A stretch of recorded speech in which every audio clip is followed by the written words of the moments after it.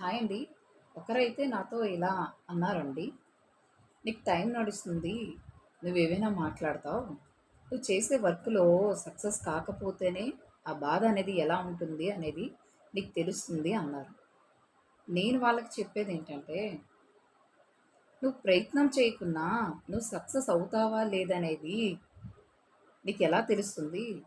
First నీ ప్రయత్నం అంటూ నువ్వు చేస్తేనే కదా సక్సెస్ అయ్యేది. నేను ఎన్నో కంపెనీస్ చేశాను. ఎంతో హార్డ్ వర్క్ చేశాను. నా డబ్బులేవో నేను పోగొట్టేసుకున్నాను" అనేసనని అనుకుంటాం. అది కరెక్ట్ కాదు. నీ ప్రయత్నం చెయ్యాలి. నువ్వు సక్సెస్ అయినంత వరకు ప్రయత్నం చేస్తూనే ఉండాలి. ఆ కంపెనీ, ఈ కంపెనీ ఎన్నో కంపెనీస్ అని చేస్తూనే ఉంటావు. అవునా? అలా చేయటం వల్ల ఏం ప్రయోజనం? చేసే దానిపైన ధ్యాస ఉండాలి. ఏకాగ్రత ఉండాలి. అలా అయితేనే నువ్వేదైనా చెయ్యగలవు. లేకపోతే చెయ్యలేవు.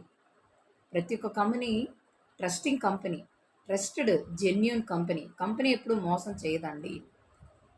మనుషులు మాత్రమే మోసం చేస్తారు. నేనిచ్చే ఆపర్చునిటీ ఏంటంటే, ప్రతి ఒక్కరు కూడా జెన్యూన్‌గా నమ్మొచ్చు.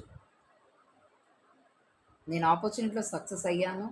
నా తరపు నుంచి గూడా ప్రతి ఒక్కటి సక్సెస్ చేస్తున్నాను. ఓకేనా? నీకు అర్థం కాకపోతే మళ్ళీ మళ్ళీ ఈ వీడియో అనేది విను. ఓకే.